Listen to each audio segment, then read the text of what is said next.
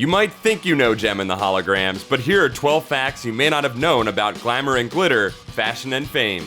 Jem and the Holograms premiered on October 6, 1985, with the episode The Beginning. The show was created by Christy Marx, who had previously written for both G.I. Joe and the Transformers. Jem ran new episodes until May 1988 for a total of 3 seasons and 65 episodes. The show was a collaboration between Sunbow Productions, Marvel Productions, and Hasbro, a team-up that had previously created G.I. Joe and Transformers. Marx was brought in to create a story for Hasbro's line of dolls based on the idea of 2 rival girl bands plus a car accessory with a real working radio. The name of the main character and the title of the show were both originally going to be simply the letter M, standing for music, magic, and metamorphosis, but the name was changed to Jem to avoid conflict with MTV. Additionally, M's real name would have been Misty instead of Jerrica. The first names of all the main characters were chosen by Hasbro, but Marx gave them last names inspired by real scientists who had worked on holograms. For example, Jerrica and Kimber Benton are named after Stephen Benton, creator of the Rainbow hologram. On the other hand, Eric Raymond is named after Marx's brother, who, as far as I know, is not a hologram scientist. Christy Marx wrote 23 out of 65 episodes of the show, but many of the other episodes were written by significant comic book writers, including Carrie Bates, who wrote hundreds of issues of The Flash and Superman, among others, Paul Dini, producer of Batman the Animated Series and co-creator of Harley Quinn, and Marv Wolfman, co-creator of the new Teen Titans. Jem's singing voice was performed by Britta Phillips, who had never sung professionally before. She sang the show's theme for her audition, and the producers liked it so much, they used that version for the show. Ironically, Jem's speaking voice, Samantha Newark, was a professional singer, trained from the age of 7.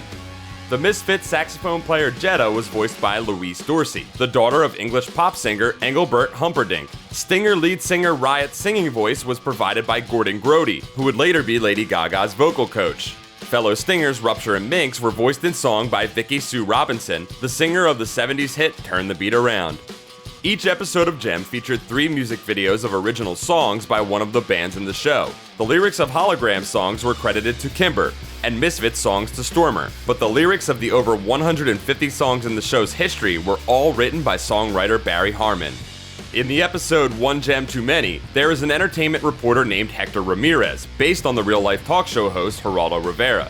Ramirez also appears on episodes of G.I. Joe, Transformers, and Inhumanoids, proving that all 4 series take place in the same universe. Misfits member Jetta was originally intended to be black, but the executives behind the show had a rule against giving black characters villainous roles. In the 2015 Jem comic book series from IDW, the character of Jetta has been made black again, as originally conceived.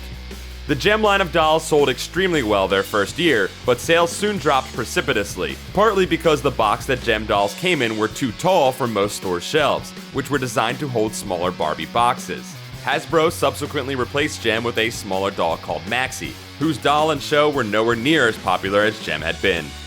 In contrast to the highly successful and critically acclaimed Jem and the Holograms comic book launched in 2015 by Kelly Thompson and Sophie Campbell, 2015 also saw the release of a live-action Jem and the Holograms movie directed by John M. Chu, which is mostly noted for not actually being anything like the source material and for being pulled from theaters after 2 weeks. That's it for this episode of You Think You Know Cartoons. Don't forget to like this video, subscribe to Comics Alliance for more cartoon facts, and check out comicsalliance.com for more cartoon awesomeness.